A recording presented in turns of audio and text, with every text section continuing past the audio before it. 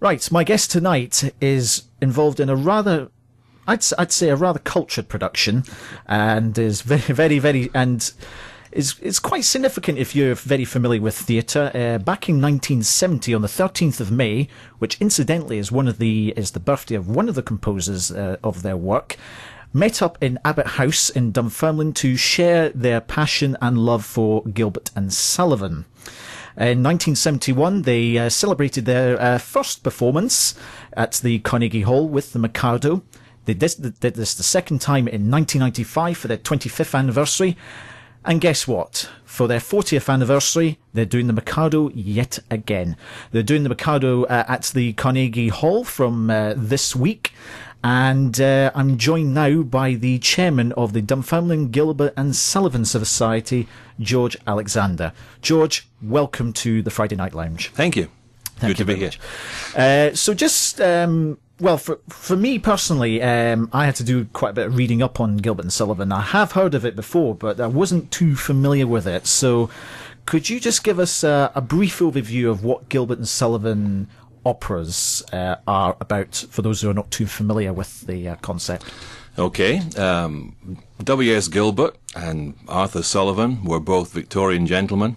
Sullivan was a well-known composer with great expectations of being the English answer to all these great Italian composers and so on of his day.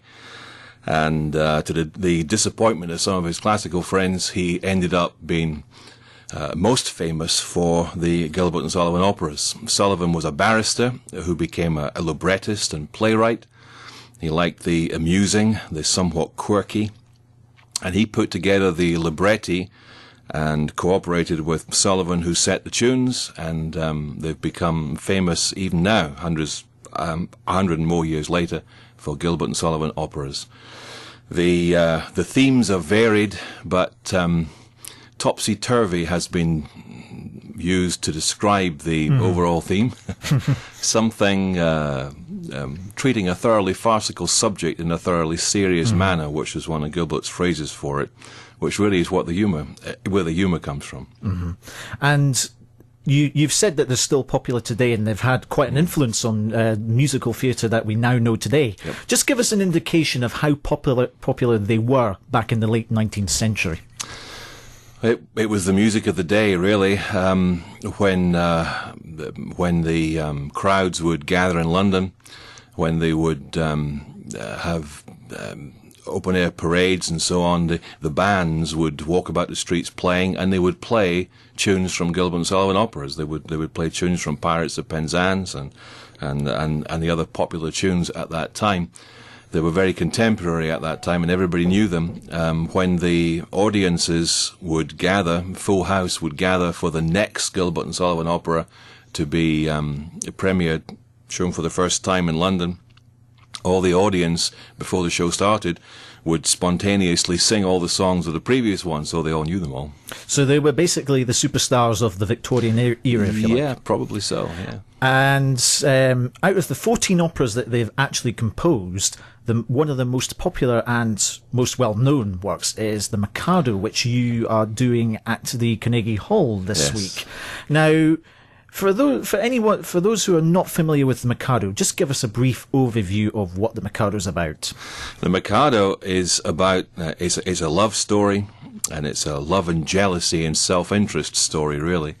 The Mikado is the dominant overlord of Japan. His legislation is a little quirky, and one of the casualties of it is his own son, who objected to having to marry this elderly lady of court, and so escaped, disguised himself as a strolling player, better known as a wandering minstrel, and has fallen in love with a young lady. The only problem with that is that young lady is also the ward of the Lord High Executioner of a town called Mutitipu, and so they obviously can't both marry her, so there's a little contest and conflict of interest there. However, the Lord High Executioner is called that because he's supposed to execute people, but he never has in his whole life. He was only called that because he himself was under sentence of death for a crime in the Mikado's Japan, which is the crime of flirting. So that wouldn't normally be considered much of a crime today. But ultra-conservative by our standards. Oh yes, in the Mikado's climate, it was, and so he is under sentence of death for flirting. So they made him Lord High Executioner on the basis that the next person to be executed was him, and it was a reasonably good way to stem the tide, really. However, the Mikado has now noticed the fact that no executions have taken place in the last year in that place, and so he requires one, and so they end up, by his agreement, executing and then commuting it to pretending to have executed Nanki Poo, who is the wandering minstrel, who is the Mikado's son in disguise, but they don't know that at all. And then the Mikado comes, and so we have all the denouement where the Mikado arrives, finds there has been an execution, and then he finds that the person who's been executed is his own son. Of course, they don't know that. And the other sting in the tail is that he hasn't really been executed. Simply an affidavit that he's been executed has been made.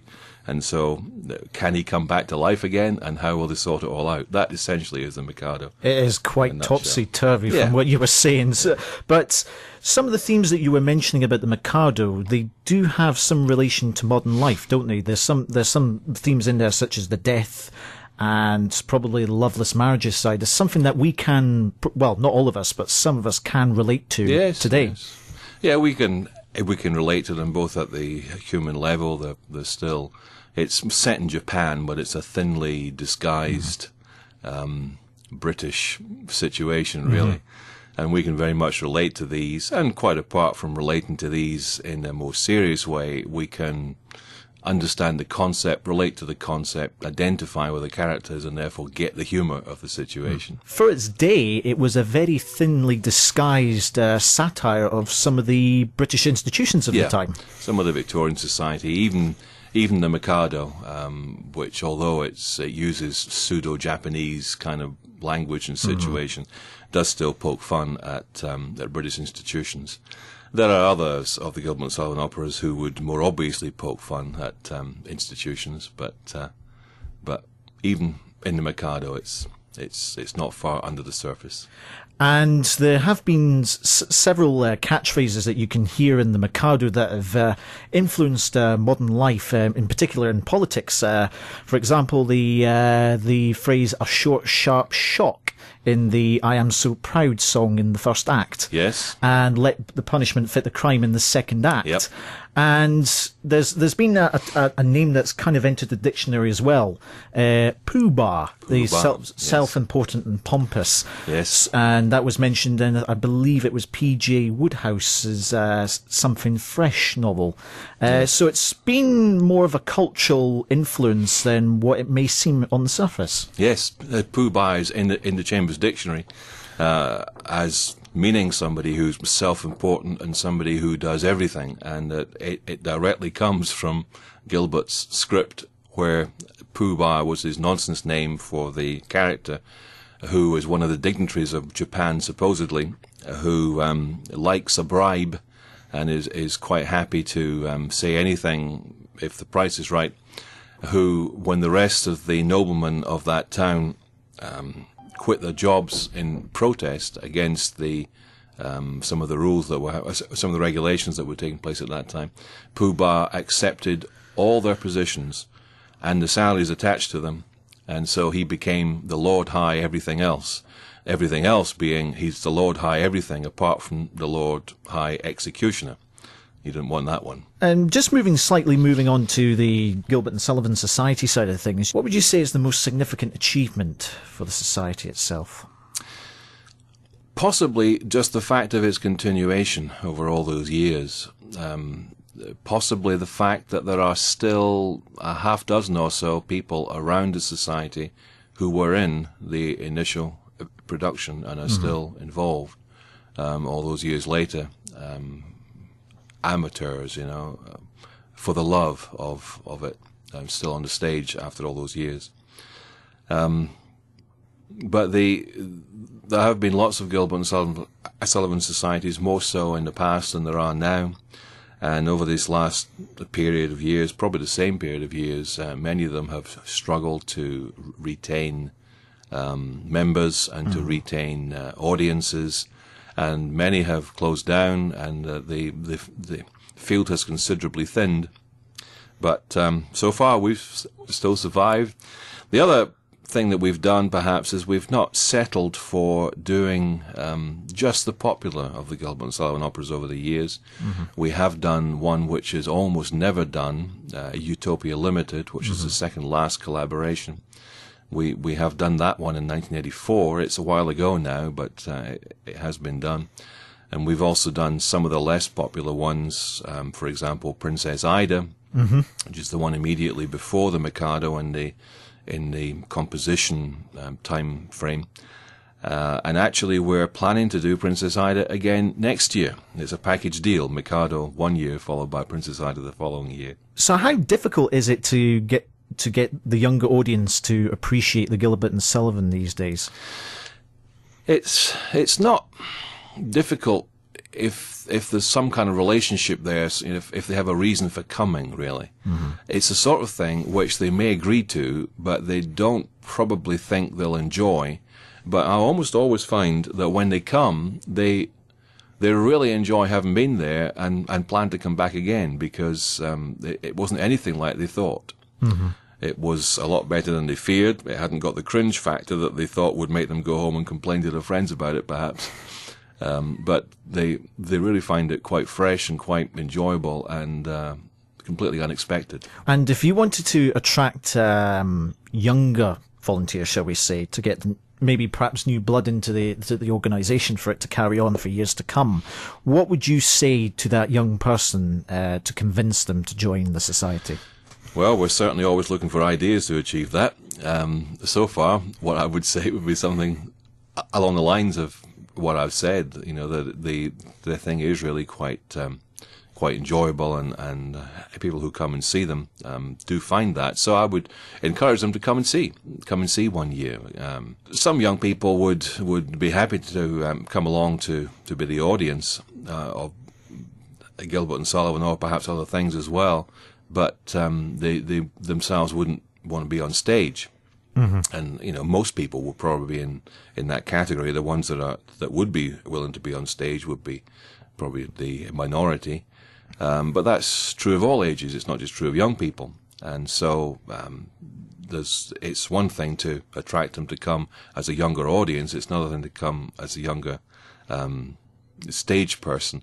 But what we have found is that some people who, for instance, are involved in things like dance or drama, Young People's Dance Group, for instance, took part in our last year's production of The Sorcerer, and they had to come along to the rehearsals to see what it was that they were fitting in with, and dancing on stage around the overture and so on, and I think they were really quite struck by the fact that these people that they thought perhaps were a bit in the old fogey category were actually okay, and the show was quite fresh and quite enjoyable and funny, and they could relate to it.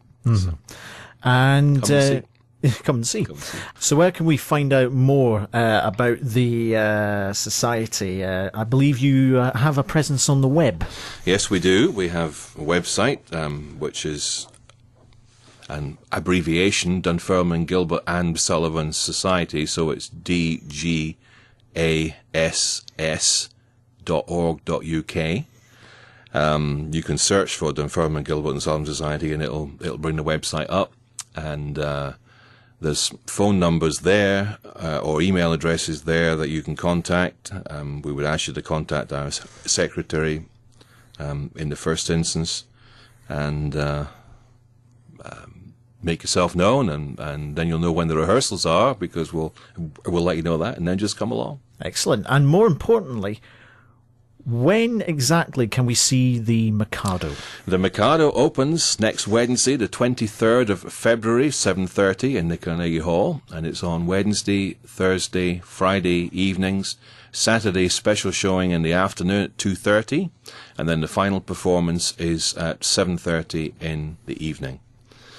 So it's the 23rd to the 26th of February.